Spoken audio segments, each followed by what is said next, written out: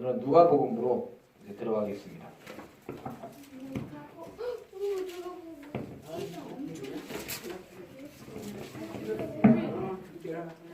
예, 누가복음 1장이 좀 길지만 거의 그냥 읽으면 되는 내용이기 때문에 생각보다는 빨리 끝날 것입니다. 누가복음 1장.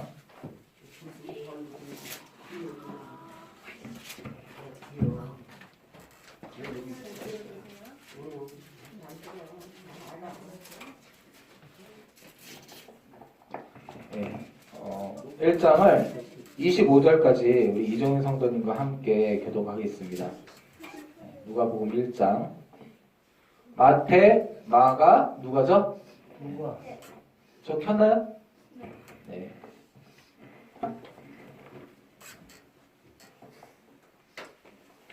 우리 1학년 차장님? 네. 네.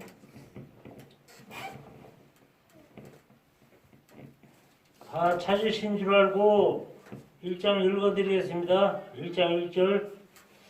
우리 중에 이루어진 사실에 대하여 처음부터 목격자와 말씀에 일꾼된 자들이 전하여준 그대로 내력을 저술하려고 구슬든 사람이 많은지라. 그 모든 일을 근원부터 자세히 미루어 살핀 나도 데오빌로 각하에게 차례대로서 보내는 것이 좋은 줄 알았느니 이는 각하가 알고 있는 바를 더 확실하게 하려 함이로라. 유대왕 헤롯 때에 아비야 반열에 제사장 한 사람이 있었으니 이름은 사가랴요. 그 아내는 아론의 자손이니 이름은 엘리사벳이니이라. 이 두 사람이 하나님 앞에 의인이니 주의 모든 계명과 규례대로 흠이 없이 행하더라. 엘리사벳이 잉태를 못함으로 그들에게 자식이 없고 두 사람의 나이가 많더라. 마침 사가랴가 그 반열의 차례대로 하나님 앞에서 제사장의 직무를 행할세. 제사장의 전례를 따라 제비를 뽑아 주 성전에 들어가 분향하고 모든 백성은 그 분향하는 시간에 밖에서 기도하더니 주 사자가 그에게 나타나 향단 우편에 선지라. 사가랴가 보고 놀라며 무서워하니 천사가 그에게 이르되 사가랴여 무서워하지 말라. 너의 간구함이 들린지라. 네 아내 엘리사벳이 네게 아들을 낳아주리니 그 이름을 요한이라 하라. 너도 기뻐하고 즐거워할 것이요 많은 사람도 그의 태어남을 기뻐하리니 이는 그가 주 앞에 큰 자가 되며 포도주나 독한 술을 마시지 아니하며 모태로부터 성령의 충만함을 받아 이스라엘 자손을 주 곧 그들의 하나님께로 많이 돌아오게 하겠습니다. 그가 또 엘리야의 심령을 능력으로 주 앞에 먼저 와서 아버지의 마음을 자식에게 거스르는 자를 의인의 슬기에 돌아오게 하고 주를 위하여 세운 백성을 준비하리라. 사가랴가 천사에게 이르되 내가 이것을 어떻게 알리요? 내가 늙고 아내도 나이가 많으니이다. 천사가 대답하여 이르되 나는 하나님 앞에 서 있는 가브리엘이리야. 이 좋은 소식을 전하여 내게 말하라고 보내심을 받았노라.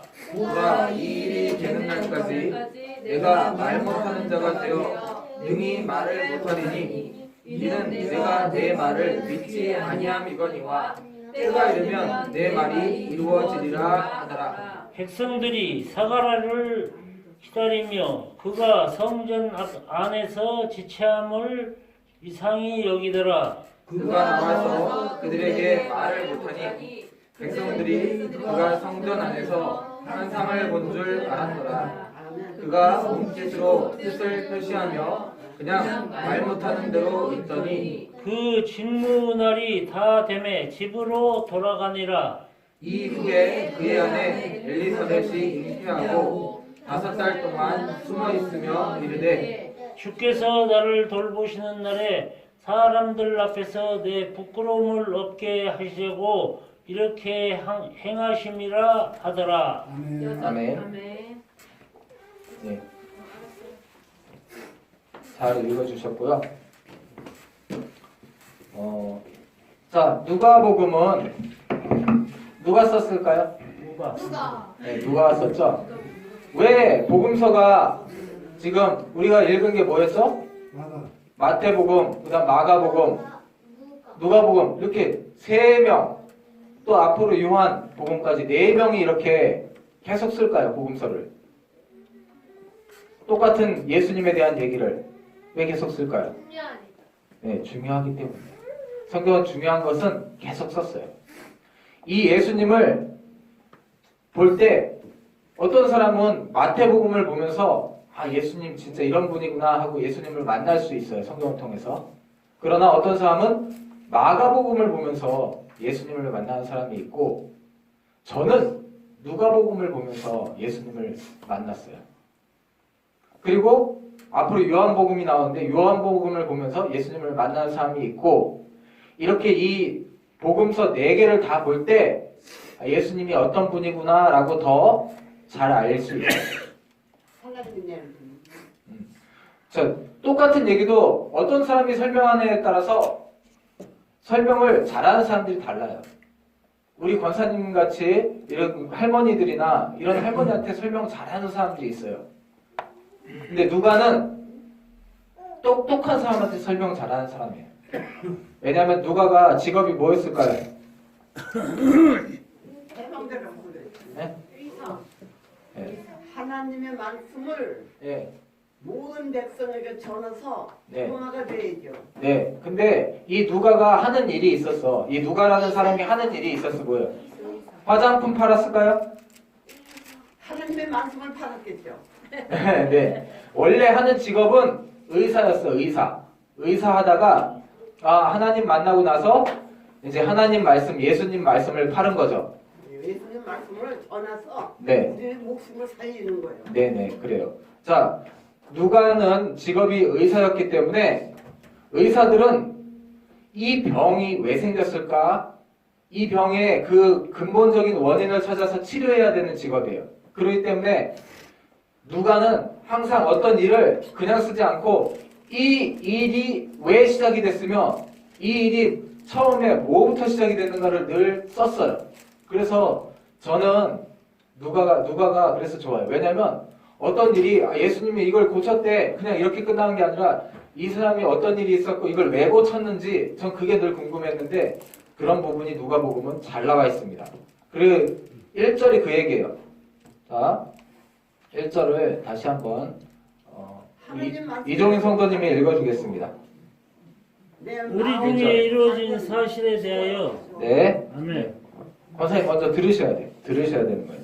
자, 사실이래요. 이 얘기가 그냥 이야기가 아니라 무슨 지어낸 이야기가 아니라 뭐래요? 사실에 대하여 사실이라는 거예요. 사실. 있었던 일. 사실이라고 정확하게 지금 누가가 써놨어요. 그리고 3절도 읽어주세요. 그 모든 일을 근원부터 자세히 미루어 살핀 나도 데오빌로 각하에게 각하에게 차례대로서 보내는 것이 좋은 줄 알았노니 아멘. 하나님 말씀. 아멘. 자, 어떤 모든 일을 듣지 않고 봐도 근원부터 자세히 미루어 살펴봤대요. 근원부터. 그러니까 이 일이 왜 생겼지? 하고 이걸 늘 살펴봤던 사람이었던 거예요. 왜? 이 사람 직업이 뭐였죠? 듣기도 그래요. 네, 의사였어요. 그래서 여러분들도 지나다니다 보면 가끔 누가 의원, 누가 병원, 누가 의료기 이런 거 보실 수 있어요. 누가가 의사였기 때문에 그 이름을 쓰는 거예요. 이거 성경을 아는 사람들이 그 이름을 쓴 거죠. 모르고 그냥 쓴 사람도 있겠으나 근데 누가는 자기의 성격상 근원부터 자세히 살펴봐서 이 일이 어떤 일이었고 언제 생겼고 왜 생겼고 이걸 늘 좀 자세히 기록을 해놨어요. 1장도 길잖아요. 그죠?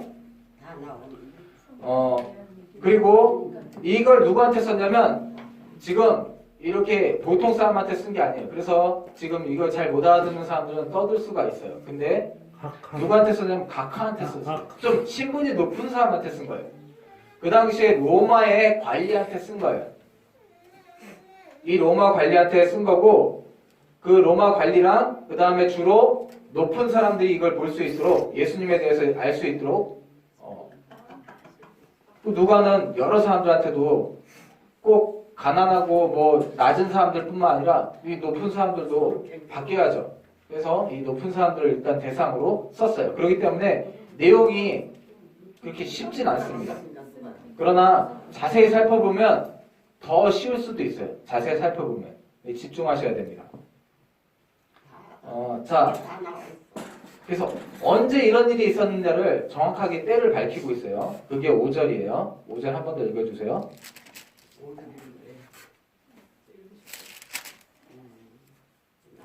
유대왕 헤롯 때에 아비야 반열의 제사장 한 사람이 있었으니 이름은 사가랴요. 그 아내는 아론의 자손이니 이름은 엘리사벳이라. 아멘. 자, 이제 누구 얘기를 하고 있는 걸까요? 예수님 얘기일까요? 예수님보다 먼저 온 그 세례 요한 얘기하려는 걸까요? 세례 요한 얘기를 하는 거예요, 지금. 자, 예수님보다 6개월 먼저 태어났어요, 세례 요한이. 많이 일찍 온 게 아니라 6개월 먼저 태어났는데 세례 요한의 지금 그 출신을 얘기하는 거예요. 자, 유대 왕 헤롯 때, 그러니까 세례 요한 때나 예수님 때나 거의 같은 때죠. 같은 한 살이 같은 한 살. 6개월 먼저 왔지만 세례 요한도 나이가 우리나라로 치면은 같은 한 살일 가능성이 높죠. 네. 자, 유대의 왕 헤롯, 총독이 아니라 헤롯이 다스리고 있을 때였어요.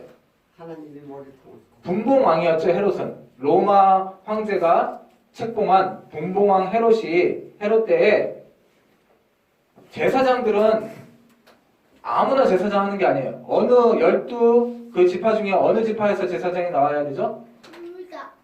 유다 지파 아니에요. 로마. 그러니까 로마 시대인데, 자, 야곱의 12아들 중에 12지파 중에 제사장이나 하나님 일하는 지파가 어디였어요? 우리 레위 지파에서 하나님 일은 전적으로 레위 지파에서 해야 되는 거고, 그 레위 지파에서도 보통 사람은 성전에 관계된 일을 하는 거고, 딱 제사장은 아론의 아들들에게서만 나오게 돼 있어요. 아론의 첫째 아들, 둘째 아들이 죽고 셋째 아들, 넷째 아들에게서 갈라져 나온 그 자손들이 있는데 그 중에 하나가 아비야예요. 아론의 자손 중에 그 셋째 아들, 넷째 아들 중에서 갈라져 나온 그 자손 중에 아비야가 있었어요.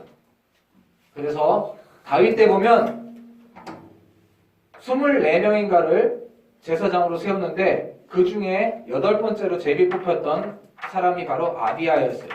그 아비야 후손에게서 제사장 가문이에요. 그러니까 아론의 후손이긴 한데 사람들이 점점 퍼지는 거죠. 그러면서 그 중에 아론의 후손 중에서 아비야 단열 중에서 제사장 한 사람이 있었으니 이름이 사가랴예요. 그러니까 아론의 직계 후손인 거죠. 그리고 그 아내가 있었어. 성경에 여자 이름 잘 안 나오잖아요. 그 아내 이름이 뭐였어요? 네, 엘리사벳이라는 여자가 있었는데 이 엘리사벳의 출신도 뭐예요? 네, 아론의 자손이래요. 자, 이 누가는 의사기 때문에 자식이 생길 때 아빠의 유전자만 유전이 되는 게 아니라 엄마의 성질도 그대로 유전이 된다는 걸 정확히 알고 있어요. 유다가 아니라 누가는 의사잖아요, 의사. 그렇기 때문에 남자 그리고 여자가 있으면 남자의 영향만 받는 게 아니라 여자의 영향도 받는다는 걸 명확하게 알고 있는 사람이 이 의사였어요. 그래서 누가는 이 여자도 꼭 써놓은 거예요. 여자의 그런 족보도 써놓은 거예요. 엘리사벳의 족보도 아론의 자손이었다. 그러니까 제사장의 자손이었던 사가랴, 제사장의 자손이었던 엘리사벳에게서 나온 정확한 순수 제사장 혈통에게서 나온 사람이 바로 누구였다? 아니야, 예수님 아니야. 아니 요한. 세례 요한이었다. 그 얘기 하고 싶은 거예요 지금. 세례 요한. 그래서 이 두 사람이 제사장 가문이었을 뿐만 아니라 세례 요한의 아빠 엄마가 제사장 가문이었을 뿐만 아니라 하나님의 말씀대로 정직하게 살았던 사람인데 문제가 하나 있었어요. 나이가 들었는데도 그때는 10몇 살 때 결혼한단 말이에요. 근데 20살이 넘고 30살이 가까워지는데도 아니면 30살 됐는데도 아이를 못 낳았어. 지금은 30살 돼서 아이 못 낳아도 뭐 괜찮은데 그때는 30살 됐는데 아이 못 낳았으면 늙었는데 아이 못 낳은 거예요.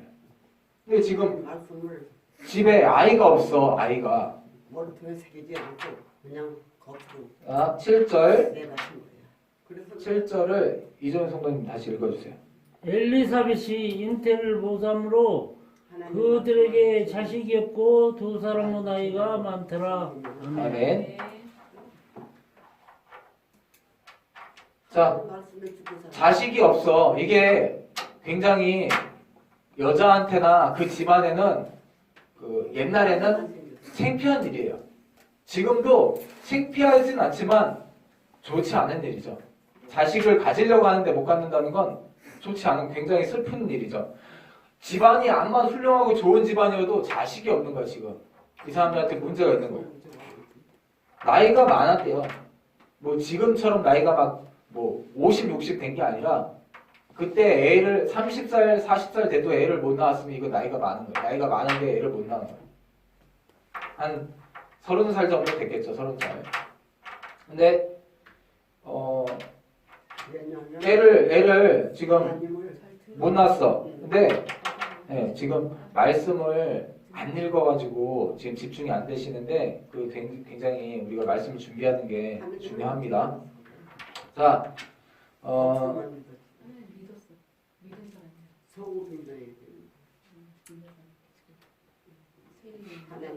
그래서 이제 그 제사장들이 각 지방에 흩어져 살다가 예루살렘에 와서 예루살렘에 성전이 있잖아요. 거기서 제사장 직분을 하는 건 돌아가면서 해요. 순서대로 돌아가면서. 이제 사가랴가 운 좋게 제비 뽑혔어. 요번에 아비야 반열에도 자손들이 많이 있어요. 제사장들이 많이 있는데 그 중에서 요번에 사가랴가 딱 뽑혔어. 그래서 지금 예루살렘으로 제사 드리러 가요. 예루살렘으로 제사를 드리러 갔는데 제사 드리는 가운데 하나님 성전에서 천사를 만난 거예요. 자, 13절 성도님 읽어주세요. 천사가 그에게 이르되 사가랴여 무서워하지 말라. 너의 간구함이 들린지라. 내 아내 엘리사벳이 내게 아들을 낳아주리니 그 이름을 요한이라 하라. 아멘. 자, 하나님의 일을 하느라고 제사장의 직분으로서 이 예루살렘 성전에서 제사장 직분을 행하는데 개인적인 응답을 받아요. 근데 이건 개인적인 응답이 아니에요. 왜냐하면 사가랴에게는 아들이지만 우리가 보기에는 세례 요한은 어떤 인물이에요?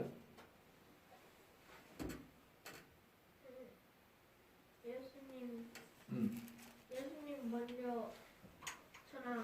그렇지. 내 뒤에 예수님이 계시다. 내 뒤에 예수님이 오신다. 구원자가 오신다라고 먼저 광고하는 사람이에요. 그렇기 때문에 이런 걸 선지자라고 하는 거예요. 선지자.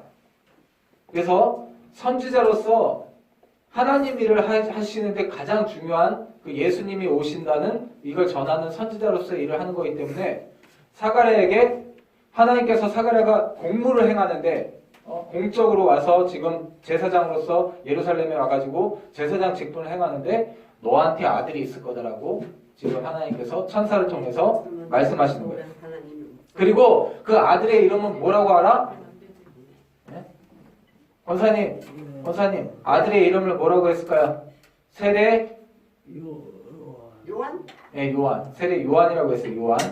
이름을 요한이라고 하라고 천사가 알려줘요. 자기가 이름을 정하거나 뭐 할아버지가 알려주는 게 아니라 남편이 알려주는 게 아니라 뭐 아내가 알려주는 게 아니라 천사가 이름을 너 이제 아들 못 낳았지? 그러다 이제 아들 낳을 건데 이름 낳으면 이름을 요한이라고 해라. 이 사람들은 자기 성을 따라서 사가랴라고 하는 게 보통이에요. 사가랴의 아들은 사가랴라고 하는 게 보통이에요. 근데 요한이라고 해라. 우리로 따지면은 성을 바꾸는 거야 완전히. 사가랴인데 사가랴에 비슷한 이름이나 사가랴를 써야 되는데 요한이라고 하라고 하는 거야 이름을. 딱 천사가 딱 정해주는 거야. 다음에 이름을 요한이라고 해라. 그래서 뭐 그렇게 생각을 했어요. 그리고 천사가 계속 얘기를 하는데 그 사람은 네 아들은 옛날로 치면 옛날에 유명한 선지자가 있었어요. 기적을 많이 했던 선지자 엘리야라는 선지자가 있었어요. 예수님이 오시기 전에 구원자가 오시기 전에 엘리야가 다시 오신다. 성경에서 그렇게 얘기를 했거든요. 그것처럼 너 아들은 엘리야로 오는 거다 라고 지금 천사가 얘기를 해주는 거예요. 자 17절 이조연 성도님 읽어주세요. 그가 또 엘리야의 심령과 그 능력으로 주 앞에 먼저 와서 아버지의 마음을 자식에게 거스르는 자를 의인의 슬기에 돌아오게 하고 주를 위하여 세운 백성을 준비하리라. 아멘. 아멘. 자, 이거 신약 성경이죠? 이거보다 먼저 쓴 게 뭐죠? 구약. 네, 구약 성경에 보면 구원자가 오시기 전에 엘리야가 다시 온다 라고 그런 성경에 써놨어요. 그래서 천사 가브리엘이 이 사가랴한테 네 아들이 바로 그 엘리야다. 다시 오리라 한 그 엘리야다.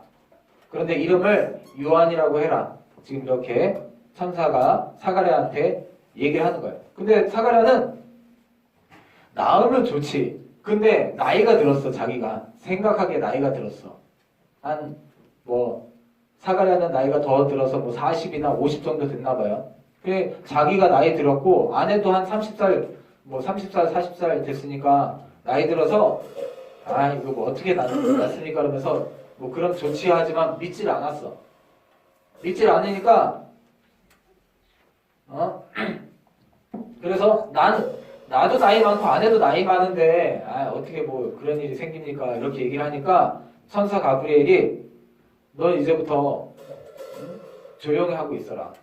왜냐면 이거 하나님이 정하신 거기 때문에 분명히 줄 건데 네가 믿지 않았으니까 아이 낳을 때까지 이제 너 말을 못할 것이다. 그래요. 그래서 20절 이종 성도님 읽어주세요. 보라, 이 일이 되는 날까지 내가 말 못하는 자가 되어 능히 말을 못하리니 이는 내가 내 말을 믿지 아니함이거니와 내가 이르면 내 말이 이루어지리라 하더라. 아멘. 아멘. 제사장이 하나님이 계신 법궤가 있고 하나님이 계신 성전에 가서 제사 드릴 때 하나님이 직접 말씀하시기도 하고 음성으로 직접 나타나면 어떻게 돼요? 사람이 죽어요. 네, 죽어요. 거룩한 하나님을 직접 보면 죽기 때문에 하나님께서 그냥 음성으로나 아니면 천사를 통해서 말씀하시는 거예요. 그 천사를 보고 사가랴가 믿지 않았으니까 천사를 봤기 때문에 죽진 않을 건데 사가랴가 믿지 않아서 말을 못하고 나오니까 제사장이 갑자기 성전 안에 들어가 한참 있어도 안 나오는데 오랜만에 한참 있다 나와서 보니까 말을 못해. 그래서 사람들은 다 와, 저 제사장이 뭐 하나님을 만났든지 지금 음성을 들었든지 아니면은 살아나온 거 보니까 하나님을 직접 본 건 아니지만 뭔가 천사를 보거나 아니면은 음성을 들었거나 했구나라는 걸 사람들도 안 거예요. 그런 일이 많이 있었기 때문에. 그래서 말을 못하고 나오니까 사람들은 뭔가 하나님의 그런 어떤 말씀을 들었구나 라고 생각하고 다 사람들도 더 이제 묻지 않았어요. 그러면서 이제 집으로 돌아가서 그냥 말 못하는 상태에서 이렇게 지냈어요. 그리고는 바로 그 아내가 잉태했어요. 잉태가 무슨 뜻이죠? 태어난 거. 아니, 임신한 걸 얘기해. 태어난 건 출산이고, 잉태는 임신. 애를, 그렇죠. 애기 된 거. 예, 애기 생긴 거예요. 네. 아들 낳자.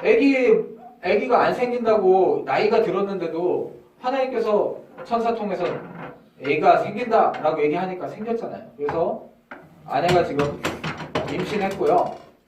24절 이주연 성도님 읽어주세요. 이후에 그 아내 엘리사벳이 잉태하고 5달 동안 숨어 있으며 이르되 아멘. 네. 자, 엘리사벳이 잉태하고 아마도 엘리사벳이 임신은 했었던 것 같아요. 근데 많이 유산을 했을 가능성이 높아요. 그래서 또 나이 자기가 생각하기에 늙었는데 다행히 임신을 했는데 또 유산하면은 사람들 보기에도 부끄럽잖아요. 그러니까 아이를 잘 안전하게 잘 지키기 위해서 어디 안전한 곳에서 좀 더 안정된 곳에서 숨어서 그리고 또 한 5개월, 6개월 사이에 또 아기가 지워지는 경우가 생겨요. 뭐 그런 일이 생길 수도 있으니까 숨어지네. 그러면서 어쨌든 자기가 일단 지금 다행히 오랜만에 임신이 됐으니까 너무 좋아하는 거예요. 그러면서 25절 얘기를 하죠. 25절. 읽어주세요. 25절. 주께서 나를 돌보시는 날에 사람들 앞에서 내 부끄러움을 없게 하시려고 이렇게 행하심이라 하더라. 아멘. 아멘. 네. 이때 여자들의 가장 큰 부끄러움은 자식이 없는 거예요. 근데 이 제사장 가문에 그 유명한 제사장 가문이었는데 자식이 없어서 굉장히 힘들어했는데 이제 부끄럽지 않은 거지. 생겼잖아요. 생겼고 또 잘 애가 뭐 다치거나 또 뱃속에서 없어지지 않고 잘 출생시키면 이제 나도 우리 집에도 아이가 생기고 사람들에게도 부끄럽지 않다. 이제 그런 얘기를 엘리사벳이 얘기하고 있는 거예요.